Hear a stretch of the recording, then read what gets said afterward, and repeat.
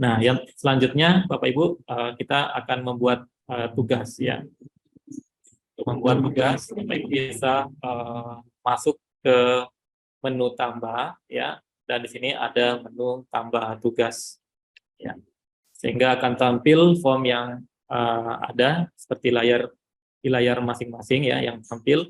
Sini juga dibutuhkan judul ya, wajib, dan deskripsi atau petunjuk pengerjaan tugas nantinya Bapak Ibu bisa tentukan. Nah, untuk tugas ini Bapak Ibu juga bisa menentukan pesertanya nanti dan menentukan tugas ini masuk di topik mana ya. Dan pengaturan-pengaturan lainnya ialah menentukan kapan tugas ini bisa diakses oleh siswa ya. Kapan bisa mulai diakses dan kapan terakhir bisa diakses oleh siswa, Bapak Ibu bisa mengatur di pengaturan tanggal mulai dan tanggal selesai. Dan selanjutnya adalah kaitan dengan waktu pengerjaan. Di sini Bapak Ibu bisa menentukan waktu pengerjaan tugasnya ini apakah berdasarkan waktu per tugas, penyajian tugasnya, misalnya Bapak Ibu menentukan waktunya 60 menit ya untuk mengerjakan tugas. Atau bisa juga menentukan waktunya ini per soal ya. Jadi ketika Bapak Ibu pilih per soal, maka nantinya Bapak Ibu saat membuat soal atau menentukan soalnya, Bapak Ibu juga harus menentukan waktu di setiap soalnya. Umumnya di sini kita gunakan adalah per tugas ya. Dan selanjutnya di sini adalah menentukan apakah tugas ini masuk nilai rapor nantinya hasil dari tugas ini jika sudah dikerjakan oleh siswa atau tidak ya. Jika Bapak Ibu mengaktifkan, maka di sini nilainya akan masuk ke nilai rapor ya, seperti yang disampaikan oleh Pak Hadi bahwa Smart Class ini atau e-learning kita ini sudah terintegrasi dengan e-rapor ya, khususnya rapor Merdeka. Jadi Bapak Ibu yang mengajar di kelas yang sudah menggunakan rapor Merdeka, ini nanti untuk bisa memudahkan Bapak Ibu tidak menginput 2 kali ya. Nah, tapi di sini Bapak Ibu harus menentukan dulu target atau tujuan pembelajarannya ya, seperti yang sebelum-sebelumnya kita sudah buat di e-rapor. Tapi jika Bapak Ibu sudah buat di e-rapor, nanti tinggal pilih aja yang sudah ada ya. Maka di sini nantinya akan tampil ya, misalnya seperti ini. Nah, saya coba mulai dengan judul untuk membuat tugas. Saya buat soal pilihan ganda ya.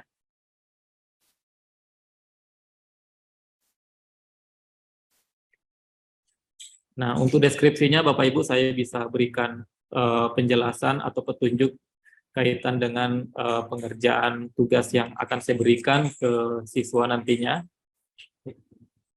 Ya, seperti ini misalnya untuk petunjuk dan deskripsinya. Lalu saya tentukan topik keberapa. Nah, di sini juga saya bisa tentukan siapa saja siswa yang bisa mengakses. Nah, untuk waktunya di sini saya tentukan misalnya untuk pengerjaan tugas ini saya berikan waktu 30 menit ya. Nah, ini bisa saya tentukan nantinya jika nilainya keluar maka bisa saya kirimkan ke rapor nantinya ya. Nah, seperti ini pengaturan-pengaturan yang sudah saya buat di form penambahan tugas ini. Selanjutnya, setelah saya pastikan semua, saya sudah isikan dengan benar, saya bisa simpan. Nah, jika simpan, nanti Bapak Ibu bisa masuk lagi untuk melanjutkan menambahkan soal.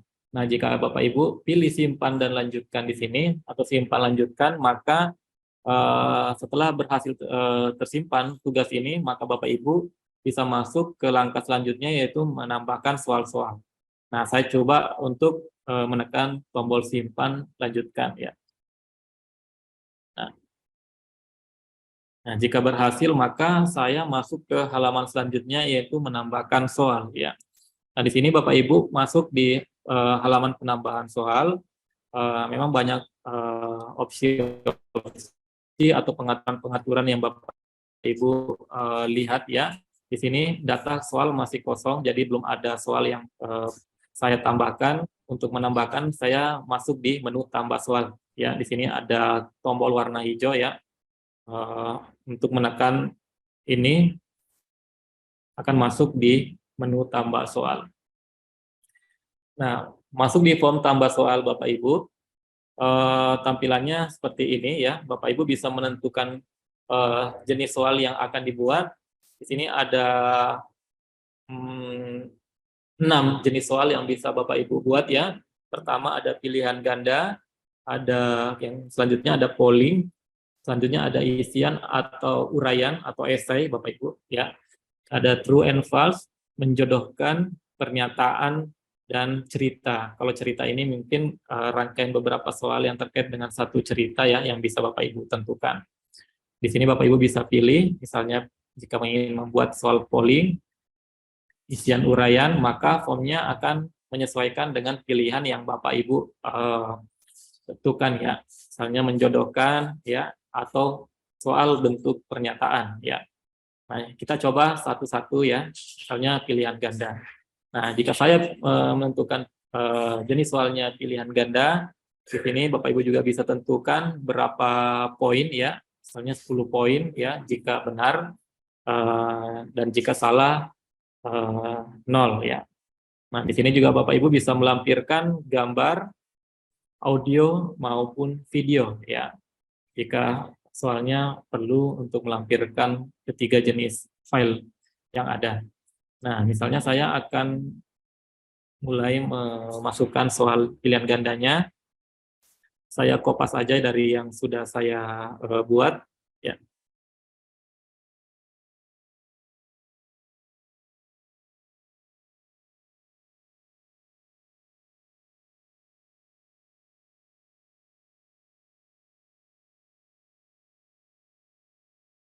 Ya, seperti ini dan pilihan-pilihannya Bapak Ibu bisa masukkan ya.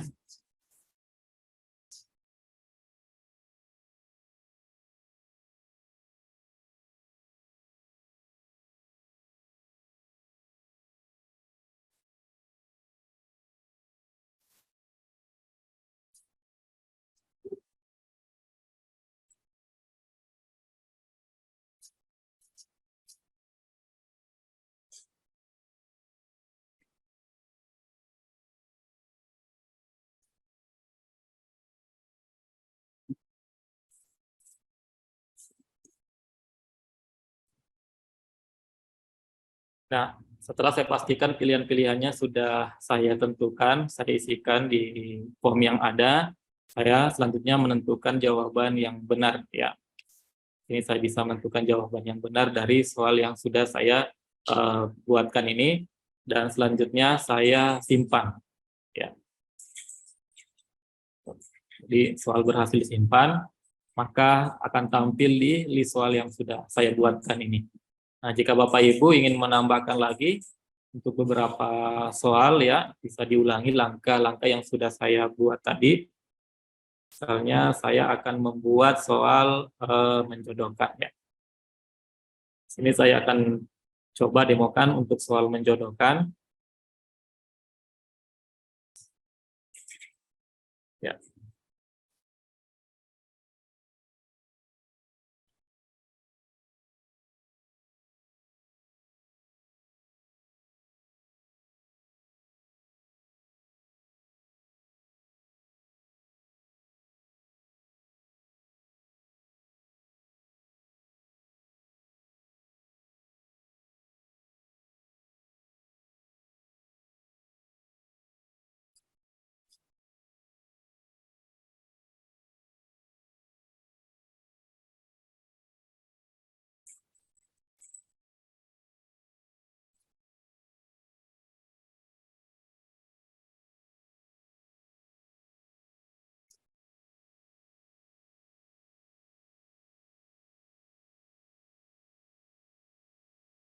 Ya, sambil saya praktikkan ya, Bapak Ibu bisa mendemokan ya apa yang atau praktikkan juga di laptop masing-masing ya.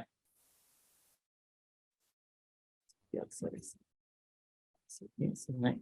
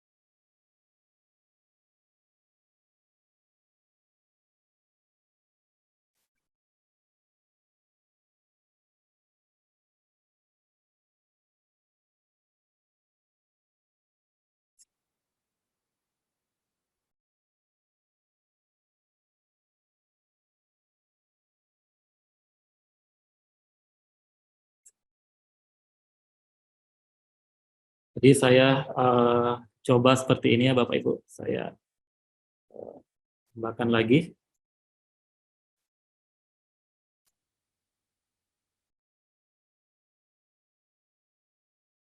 Nah, dari pernyataan dan keterangan yang ada di sini, saya bisa menentukan bahwa misalnya eh, pernyataan pertama tanah liat ya eh, bisa dimanfaatkan dengan apa, Bapak Ibu tinggal pilih jawaban yang ada di sini ya. Sini ada pilihan untuk mengaitkan dengan pemanfaatan yang sudah ada dengan pernyataan yang ada. Misalnya sungai ya memelihara ikan ya, bisa di sini C ya. Sini saya ketikkan C ya. Terus misalnya tanah liat ya. Ini contoh saja ya.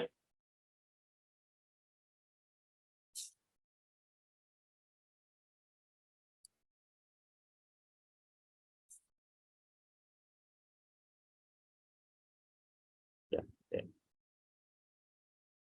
Nah, seperti ini untuk jenis soal menjodohkan ya Bapak Ibu. Ya, Bapak Ibu biasanya melihat jenis soal yang ada di AKM, ada beberapa dan salah satunya memang ada menjodohkan ya.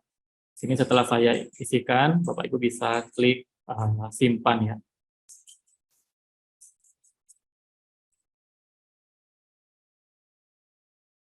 Dan akan masuk seperti ini. Nah, selanjutnya saya buatkan soal pernyataan ya. Ini coba saya jelaskan untuk soal pernyataan bahan bakar ya.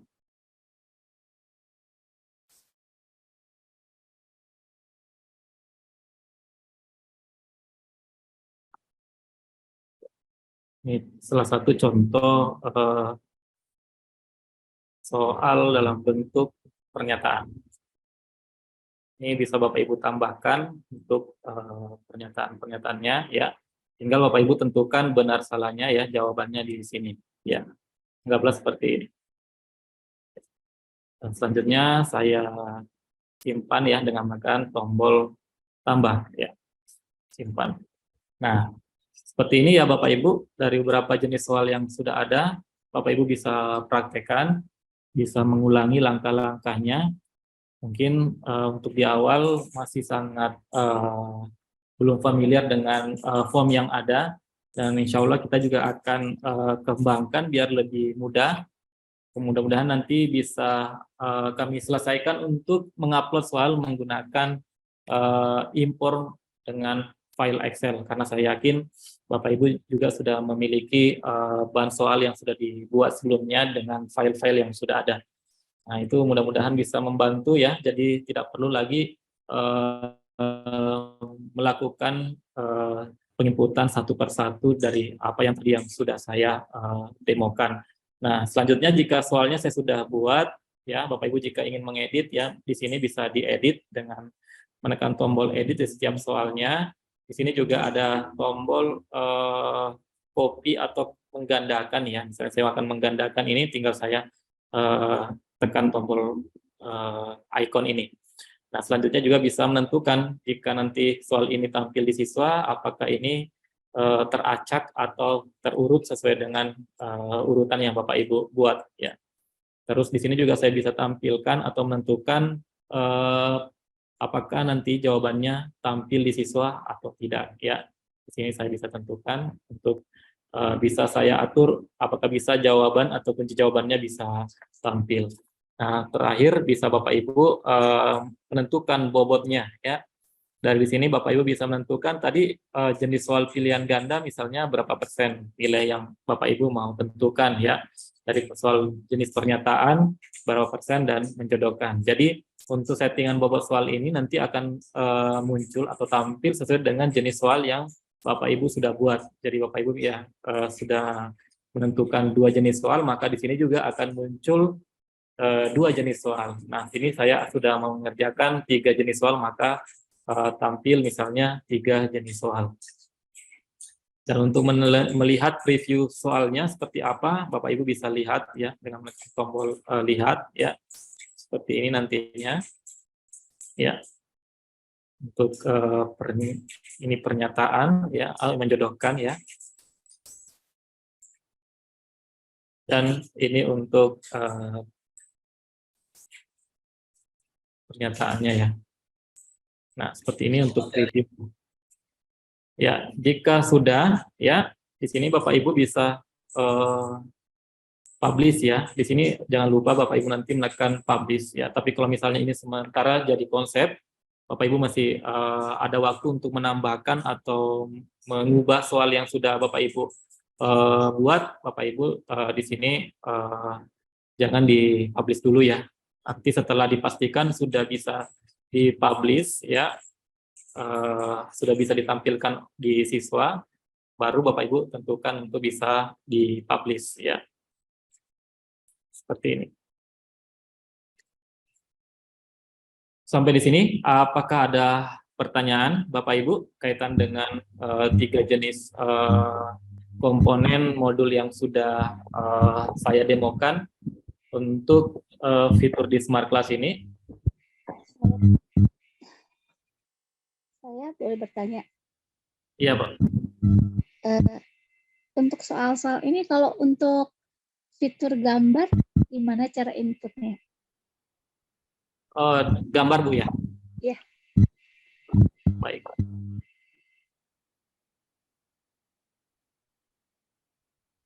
Nah, kalau gambar, Bapak Ibu, ya misalnya saya editkan ya soal yang sudah ada, saya bisa lampirkan gambar dengan menekan ikon gambar yang sudah ada, Bu. Misalnya ini. Ya. Nah, seperti ini nantinya akan tampil gambar ya. Atau di jawabannya Bapak Ibu ingin melampirkan gambar juga ya bisa. Oh, bisa ya? Kalau matematika sementara bisa Bapak Ibu ini apa namanya capture dulu di bentuk gambar Bapak Ibu ya. Nah, di sini juga bisa audio atau video ya. Jadi seperti yang saya demokan tadi, saya melampirkan gambar ya. Maka gambarnya akan tampil seperti ini. Jadi seperti itu Bapak Ibu ya, kaitan dengan pembuatan modul ajar mulai dari topik, materi ya, hingga dengan pembuatan tugas ya, atau pilihan ganda yang saya sudah buat. Nah, selanjutnya mungkin bagaimana memberikan penilaian ya. Nah, di sini Bapak Ibu nantinya bisa memberikan penilaian ya. Jadi misalnya di topik, setiap topik apakah ada tugas, Bapak Ibu tinggal tentukan ya, di topik mana Bapak Ibu akan berikan penilaian ya. Misalnya tadi yang saya sudah buat ya di topik pekan pertama ya. Di sini saya tinggal masuk. Nah, di sini ada siswa atau list siswanya yang ada, dan di sini juga ada keterangan karena ini juga belum dikerjakan oleh siswa, dan nanti soalnya apa jawaban nilainya ada di sini ya. Seperti itu. Nah, jika nanti Bapak Ibu sudah memberikan koreksian terkait dengan pekerjaan siswanya, Bapak Ibu bisa mengirim ya, karena ini jenis soal ini saya integrasikan dengan rapor, maka di sini Bapak Ibu ketika menekan tombol kirim nilai, maka nilai yang sudah ada di sini akan masuk ke nilai rapor sebagai nilai rapor ya. Kenapa ada kirim nilai, tombol kirim nilai? Karena bisa jadi nantinya soal-soal yang Bapak Ibu buat kombinasi ya, ada uraian, ada pilihan ganda. Yang pastinya untuk soal uraian Bapak Ibu pasti koreksi secara manual dulu ya, dan menentukan berapa poin yang akan diberikan dari jawaban yang sudah dikerjakan oleh siswanya. Nah, setelah itu bisa Bapak Ibu berikan catatan ya, dan bisa dikirim nilainya di rapor seperti itu Bapak Ibu.